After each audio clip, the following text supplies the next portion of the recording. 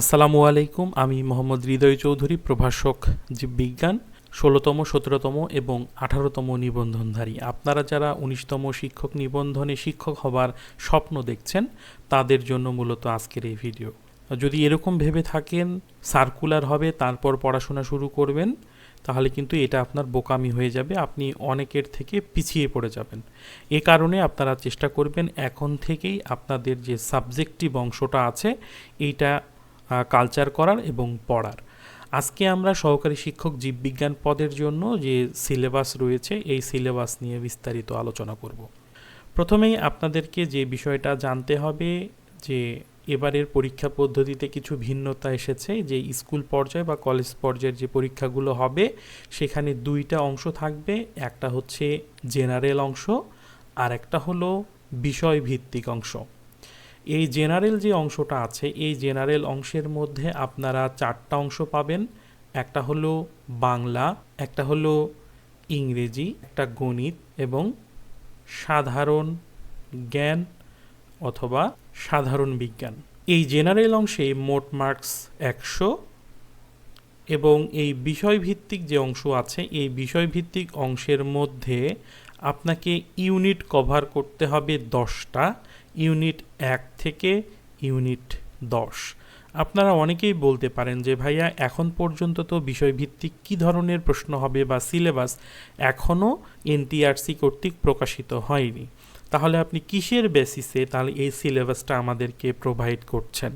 আপনাদেরকে আমি বলে রাখি, আমি আপনাদেরকে যেই সিলেবাসটা প্রোভাইড করতেছি এইটা বিগত সালের যে প্রশ্নের প্যাটার্ন তার উপর নির্ভর করে, এবং এতটুকু আপনাদেরকে আশ্বস্ত করতে পারি যে আর যাই হোক এই টপিকসগুলো বাদে এই ১ থেকে ১০ যে ইউনিট আছে এই টপিকগুলো বাদে বায়োলজিকে কখনো কল্পনা করা যায় না। অর্থাৎ ১০%-এর শুধুমাত্র একটু এদিক সেদিক হতে পারে। তো ইউনিট ১-এর দিকে যদি আমরা একটু তাকাই, আমরা ইউনিট ১-এর মধ্যে দেখতে পাচ্ছি এটা হচ্ছে কোষ বিভাজন এবং টিস্যু সম্পর্কিত। এই ইউনিট ১ থেকে যে বিষয়গুলো আপনারা পড়বেন সেগুলো হচ্ছে উদ্ভিদ এবং প্রাণী কোষের গঠন, অর্থাৎ উদ্ভিদ কোষের মধ্যে কি জিনিসগুলো আছে এবং প্রাণী কোষের মধ্যে কোন কোষীয় অঙ্গাণুগুলো নেই এগুলো, এবং পড়বেন বিভিন্ন ধরনের যে কোষীয় অঙ্গাণুগুলো আছে, মাইটোকন্ড্রিয়া, প্লাস্টিড, অর্থাৎ বিভিন্ন ধরনের সাইটোপ্লাজমীয় অঙ্গাণু, প্রোটোপ্লাজমীয় অঙ্গাণু এবং নিউক্লিয়াসের গঠন। এরপরে আপনারা পড়বেন ক্রোমোজোমের গঠন এবং প্রকারভেদ, বিভিন্ন ধরনের যেই ক্রোমোজোম রয়েছে সেন্ট্রোমিয়ারের উপর ভিত্তি করে যে ক্রোমোজোমের যে প্রকারভেদগুলো আছে, অ্যাক্রোসেন্ট্রিক, মেটাসেন্ট্রিক, টেলোসেন্ট্রিক, এই ধরনের গঠন সম্পর্কিত যে প্রশ্নগুলো আছে এগুলো পড়বেন। এরপরে ডিএনএ এবং আরএনএর গঠন সম্পর্কিত প্রশ্ন পড়বেন, ডিএনএর প্রতিলিপন সম্পর্কে পড়বেন এবং এমআরএনএ ট্রান্সক্রিপশন এবং ট্রান্সলেশন, অর্থাৎ একটা দ্বিসূত্রক ডিএনএ থেকে কিভাবে এমআরএনএ তৈরি হয় এটাকে বলা হয় ট্রান্সক্রিপশন, আর এই এমআরএনএ থেকে কিভাবে প্রোটিন তৈরি হয় সেটাকে বলা হয় ট্রান্সলেশন। এই প্রক্রিয়াগুলোর মধ্যে বেশ কিছু এনজাইমের কাজ রয়েছে এবং বিভিন্ন ধাপে ধাপে এগুলোর বর্ণনা রয়েছে, এই বর্ণনাগুলো আপনাকে ভালোভাবে পড়তে হবে। বিভিন্ন ধরনের কোষ বিভাজন এবং কোষ চক্র, অর্থাৎ জীবজগতে যদি আমরা দেখি কোষ বিভাজন পাবো আমরা ৩ প্রকার, অ্যামাইটোসিস, মাইটোসিস, মিওসিস, এগুলো সম্পর্কে আপনাকে জানতে হবে। এবং মাইটোসিসের যে একটা কোষচক্র রয়েছে এই কোষচক্র কে আবিষ্কার করেছেন, এই কোষচক্রের মধ্যে যদি আমরা দেখি তাহলে ৩ ধরনের অংশ দেখতে পাবো। একটা হলো G1 ফেজ, একটা হচ্ছে G2 ফেজ এবং একটা হলো S ফেজ, সিনথেসিস ফেজ। তো এই ফেজগুলোর মধ্যে কোনটাতে কি পরিমাণ সময় লাগে, কোনটাতে কি ধরনের ঘটনা ঘটে, এইগুলো আমাদেরকে পড়তে হবে। এরপরে হচ্ছে মাইটোসিস কোষ বিভাজন পড়তে হবে। এই মাইটোসিস কোষ বিভাজনের মধ্যে যদি আপনারা দেখেন তাহলে ক্যারিওকাইনেসিস পাবেন এবং সাইটোকাইনেসিস পাবেন। এই ক্যারিওকাইনেসিস এবং সাইটোকাইনেসিস সম্পর্কে পড়বেন এবং মিওসিসের গুরুত্ব পড়বেন। আর এই যে সরল টিস্যু, জটিল টিস্যু, এগুলো হচ্ছে আপনাদের যে উদ্ভিদ টিস্যুর অংশ আছে সেই উদ্ভিদ টিস্যু থেকে পড়তে হবে, কারণ এখন যে বায়োলজির যে পোস্টটা সেখানে উদ্ভিদ বিজ্ঞান এবং প্রাণীবিজ্ঞান উভয়ের জন্য একই ধরনের সিলেবাস। এরপরে আপনারা পড়বেন প্রাণী টিস্যু। যেমন প্রাণী টিস্যু হচ্ছে 4 ভাগে বিভক্ত। এই ভাগগুলো হচ্ছে পেশি টিস্যু, স্নায়ু টিস্যু, যোজক এবং হৃৎপেশি। এই পেশিগুলোর গঠন এবং বৈশিষ্ট্য আপনাকে জানতে হবে, তাহলেই এক যে ইউনিট রয়েছে কোষ বিভাজন এবং টিস্যু, এইটা আপনাদের হয়ে যাবে। এরপরে আমরা দেখব ইউনিট 2 এর জন্য আমাদেরকে কি পড়তে হবে। এখানে আমাদেরকে পড়তে হবে শ্রেণীবিন্যাস কি, শ্রেণীবিন্যাসের গুরুত্ব, আমাদেরকে পড়তে হবে দ্বিপদ এবং ত্রিপদ নামকরণ।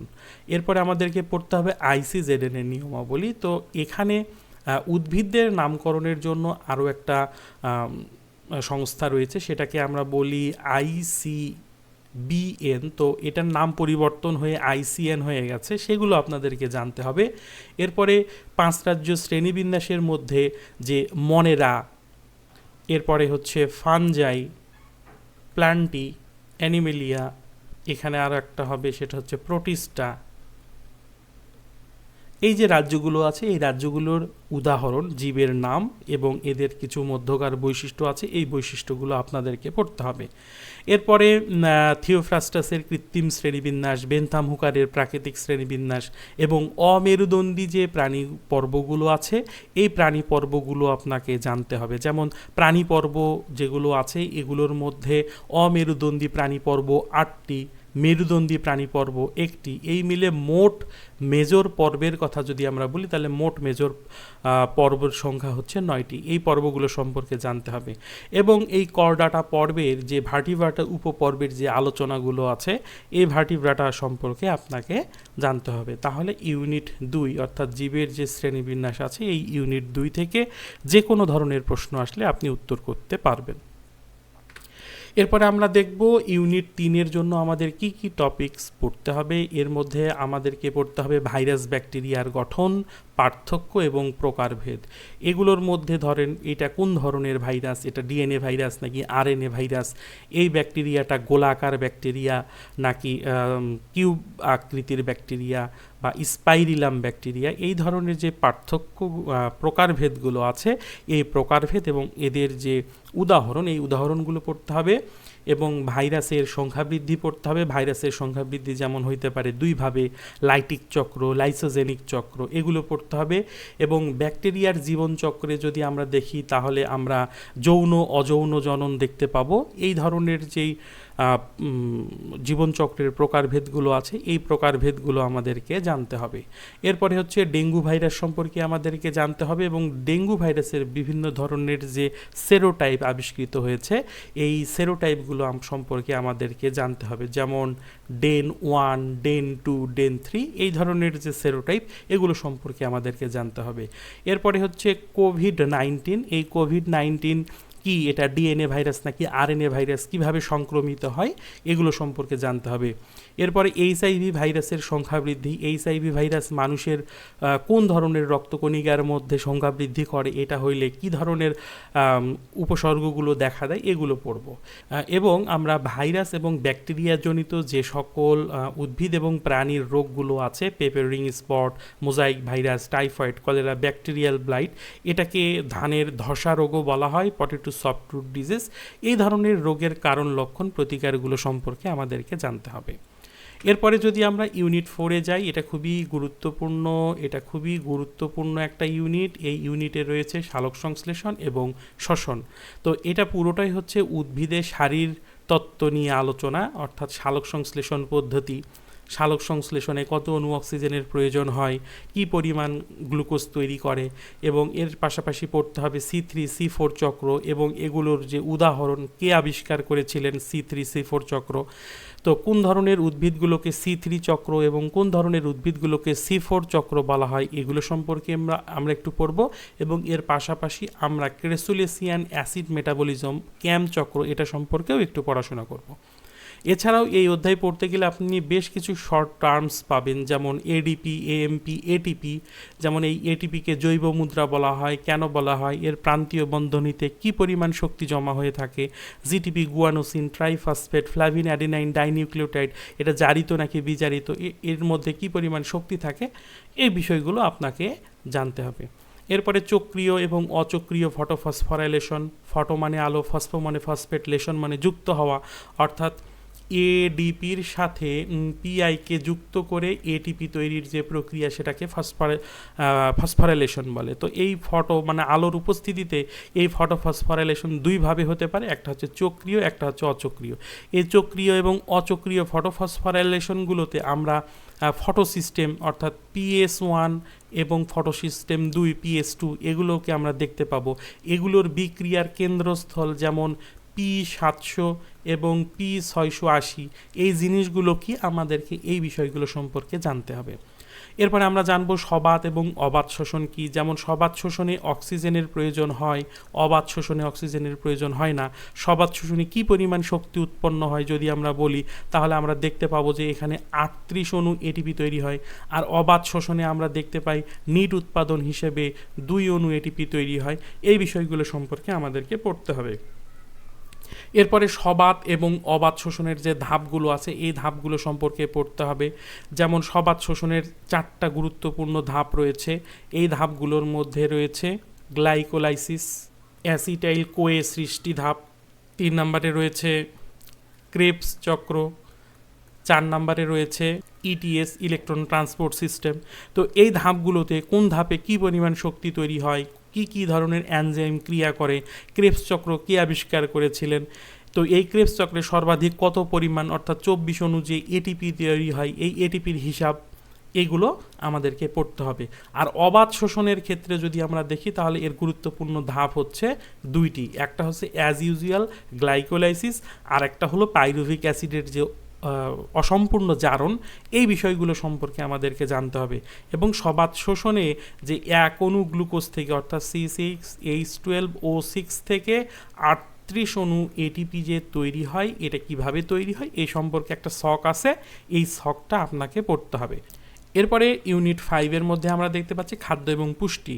আমরা ম্যাক্রো এবং মাইক্রো পুষ্টি উপাদান নিয়ে আমাদেরকে পড়তে হবে, মানুষের পুষ্টি উপাদানগুলো নিয়ে পড়তে হবে, এবং BMR নিয়ে আমাদেরকে পড়তে হবে। অর্থাৎ একটা মানুষ মোটা নাকি চিকন তার BMI দেখে আমরা কিন্তু বুঝতে পারবো সেই মানুষটা মোটা নাকি চিকন।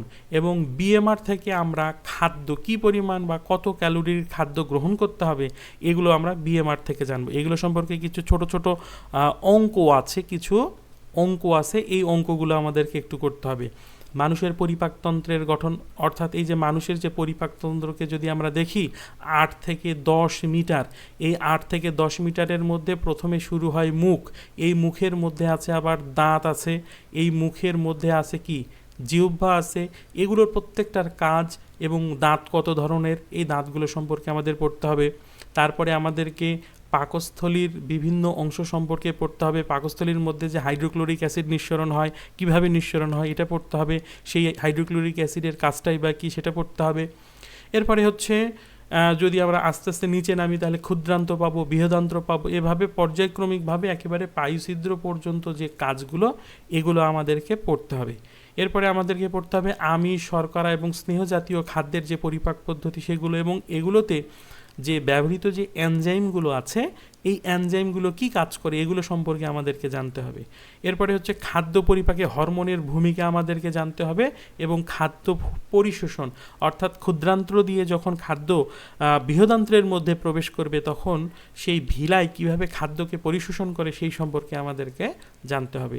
এরপরে আমরা ইউনিট 6 নিয়ে যদি দেখি তাহলে এখানে আছে সমন্বয় এবং নিয়ন্ত্রণ, অর্থাৎ এখানে 2টা অংশ আছে, একটা হচ্ছে উদ্ভিদের সমন্বয় আর একটা হচ্ছে প্রাণীদের সমন্বয় এবং নিয়ন্ত্রণ। তো প্রথমে আমরা হরমোন সম্পর্কে জানবো এবং ফাইটো কথার অর্থ উদ্ভিদ, অর্থাৎ উদ্ভিদের যে সকল হরমোন আছে অক্সিন, জিবেরেলিন, এই সম্পর্কে আমাদেরকে জানতে হবে। ভার্নালাইজেশন সম্পর্কে জানতে হবে, প্রতিবর্ত ক্রিয়া সম্পর্কে জানতে হবে, মস্তিষ্কের গঠন।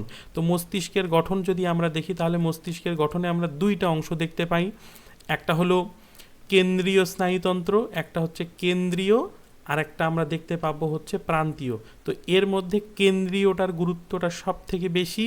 এই কেন্দ্রীয়র আরও আবার আমরা 3টা অংশ দেখতে পাবো, এই 3টা অংশের মধ্যে যে গুরু মস্তিষ্ক বা যেটাকে আমরা বলি সেরিব্রাম, এইটা সম্পর্কে আমাদেরকে সব থেকে বেশি পড়তে হবে।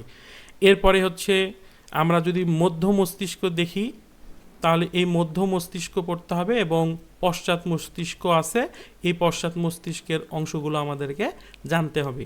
এরপরে মানুষের যে করোটিক স্নায়ুগুলো আছে, এই করোটিক স্নায়ুগুলো সম্পর্কে আমাদেরকে জানতে হবে, উৎপত্তি এবং বিস্তার সম্পর্কে। এরপরে মানুষের চোখের গঠন সম্পর্কে জানতে হবে, রেটিনা বা চোখের যে পেশিগুলো আছে এই পেশিগুলো সম্পর্কে জানতে হবে। মানুষের কানের গঠন জানতে হবে এবং অন্তঃক্ষরা যে সকল গ্রন্থি, যেমন পিটুইটারি গ্রন্থি, থাইরয়েড গ্রন্থি, এই সকল অ্যাড্রিনালিন গ্রন্থি, এই গ্রন্থিগুলো থেকে নিঃসৃত হরমোন এবং কাজগুলো সম্পর্কে আমাদেরকে জানতে হবে। এরপরে হচ্ছে ইউনিট 7-এ যদি আমরা দেখি প্রজনন, এখানেও দুইটা, একটা হচ্ছে উদ্ভিদের প্রজনন, একটা হচ্ছে প্রাণীদের প্রজনন। তো উদ্ভিদের প্রজননের ক্ষেত্রে আমরা জানতে হবে ফুলের নাম, মানে ফুলের বিভিন্ন অংশের নাম এবং কাজ, স্বপরাগায়ন, পরাগায়ন এবং এইগুলো কোন ধরনের ফুলের মধ্যে হয় সেগুলো, পরাগায়নের যেমন মাধ্যম আছে, যেমন বায়ু পরাগী, পানি পরাগী, এগুলোর যে উদাহরণ সেই উদাহরণগুলো। এরপরে আমাদেরকে জানতে হবে পুং গ্যামেটোফাইটের উৎপত্তি, স্ত্রী গ্যামেটোফাইটের উৎপত্তি, উদ্ভিদের নিষেক যে প্রক্রিয়াটা আছে সেই নিষেক প্রক্রিয়া, স্পারমাটোজেনেসিস এবং উজেনেসিস, অর্থাৎ কিভাবে শুক্রাণু এবং ডিম্বাণু তৈরি হয়, এগুলো সম্পর্কে জানতে হবে। পুরুষ প্রজননতন্ত্রের গঠন জানতে হবে, পুরুষ প্রজননতন্ত্রের মধ্যে কয়টা শুক্রাশয় আছে, কয়টা এপিডিডাইমিস আছে, কয়টা শুক্রনালী আছে, শুক্রনালীর দৈর্ঘ্য কত, এগুলো জানতে হবে। প্রজননতন্ত্রের ডিম্বাশয়, এবং এখান থেকে আরও একটা জিনিস পড়তে হবে, সেটা হচ্ছে রজচক্র কিভাবে ঘটে এবং রজচক্রের যে বিভিন্ন স্টেপে যে পরিবর্তনগুলো, এই পরিবর্তনগুলো সম্পর্কে জানতে হবে। এরপরে আমাদেরকে জানতে হবে মানুষের ভ্রূণীয় বিকাশ, একটা শুক্রাণু এবং ডিম্বাণুর পরে একটা জাইগোট তৈরি হয়, জাইগোটের যে বিভাজন হয় সেটার নাম হচ্ছে ক্লিভেজ, ক্লিভেজের পরে কিভাবে মরুলা দশা সৃষ্টি হবে, ব্লাস্টুলা দশা সৃষ্টি হবে, ব্লাস্টোসিস্ট তৈরি হবে, এই সম্পর্কে আমাদেরকে জানতে হবে। কতদিন পরে, যেমন অমরা সম্পর্কে জানতে হবে যে কতদিন পরে অমরা গঠন হয়। এরপরে আমাদেরকে জানতে হবে অমরার যে কাজ, এই কাজ সম্পর্কে জানতে হবে। এরপরে হচ্ছে যে ভ্রূণীয় যে স্তরগুলো আছে, এই যে ভ্রূণ গঠনের সময় যে ভ্রূণীয় স্তর, 3টা ভ্রূণীয় স্তর আছে, অ্যাক্টোডাম, অ্যান্ডোডাম, মেসোডাম, এগুলো থেকে বিভিন্ন যে অঙ্গ তৈরি হয়, কোন ভ্রূণীয় স্তর থেকে কী ধরনের অঙ্গ তৈরি হয় সেগুলো সম্পর্কে আমাদের জানতে হবে। এরপরে আমরা চলে যাই ইউনিট 8-এর মধ্যে, সেখানে জীববৈচিত্র্য এবং বাস্তুতন্ত্র নিয়ে আলোচনা আছে।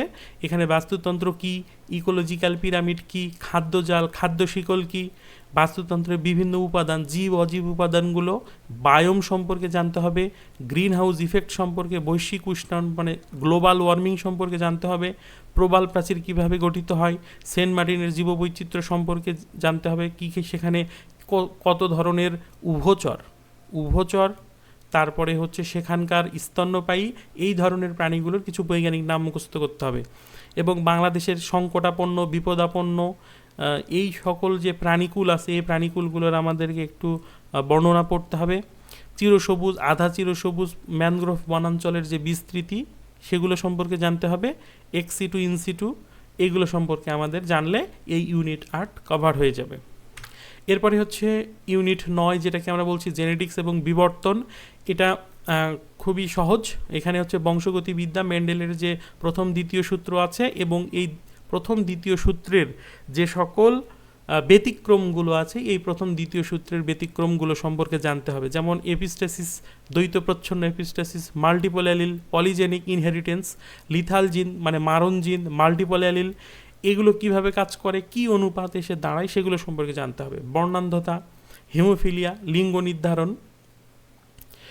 এবীয় রক্তগ্রুপের বংশগতি, বিবর্তন, ডারউইন এবং ল্যামার্কবাদ সম্পর্কে জানতে হবে। এবং দেখবেন ইন্টারমিডিয়েটের বইয়ের বিবর্তনের সপক্ষে অঙ্গসংস্থানিক ভ্রূণতাত্ত্বিক কিছু ঘটনা দেওয়া আছে, সেগুলো থেকে একটু টুকিটাকি জিনিস পড়তে হবে, যদিও এটা খুব বেশি ইম্পর্টেন্ট না, তবে 2-1টা পড়তে হবে। তো ঘোড়ার বিবর্তনিক ইতিহাসটা একটু পড়ে নিলেও নিতে পারেন। এই মিলে হচ্ছে জেনেটিক্স এবং বিবর্তন। তো এই অংশের মধ্যে জেনেটিক্সটা খুবই গুরুত্বপূর্ণ, বিবর্তনটা অতটাও গুরুত্বপূর্ণ না। এরপরে হচ্ছে সর্বশেষ যে ইউনিট নিয়ে আমাদেরকে পড়াশোনা করতে হবে, সেটা হচ্ছে জীব প্রযুক্তি, টিস্যু কালচার এবং জিন প্রকৌশল। এটার মধ্যে রিকম্বিনেন্ট ডিএনএ প্রযুক্তি পড়তে হবে, কিভাবে রিকম্বিনেন্ট ডিএনএ তৈরি করা যায়। এরপরে হচ্ছে ইনসুলিন উৎপাদন সম্পর্কে আমাদের পড়তে হবে, ওই যে আলফা এবং বিটা শৃঙ্খল কীভাবে উৎপন্ন হয় সেটা, এবং মাইক্রো ইনজেকশন পদ্ধতিতে ট্রান্সজেনিক প্রাণী কীভাবে তৈরি হয় সেটা সম্পর্কে জানতে হবে, এবং ক্লোনিং, জিন ক্লোনিং সম্পর্কে জানতে হবে, এবং টিস্যু কালচার সম্পর্কে জানতে হবে। তো এই ছিল আজকের ভিডিওটা যদি ভালো লাগে তাহলে অবশ্যই লাইক করবেন, কমেন্ট করবেন। আর যদি এই সিলেবাসের প্রিন্টেবল পিডিএফ চান তাহলে এই ভিডিওর এতে কমেন্ট করে আপনাদের মেইলটা দিবেন, আমি আপনাদেরকে মেইল করে জানাবো। তো এই ছিল আজকের ভিডিওটা এতক্ষণ দেখার জন্য সবাইকে ধন্যবাদ। আর যারা আমার এছাড়াও আমার একটা পেইড কোর্স চালু আছে, যদি সেই পেইড কোর্সটা করতে চান তাহলে আমাকে এই নাম্বারে হোয়াটসঅ্যাপ আছে, এই হোয়াটসঅ্যাপ নাম্বারে নক করে সেই কোর্সের বিস্তারিত আপনারা জেনে নিতে পারেন। তো এই ছিল আজকের ভিডিওটা ভালো লাগলে বন্ধুদের সাথে শেয়ার করে দেন। সবাই ভালো থাকবেন, প্রস্তুতি চালিয়ে যান, আপনার লক্ষ্যে ইনশাল্লাহ আল্লাহ তাআলা আপনাদেরকে পৌঁছে দেবে। সবাই ভালো থাকবেন, সবাইকে ভালো রাখবেন। আল্লাহ হাফেজ।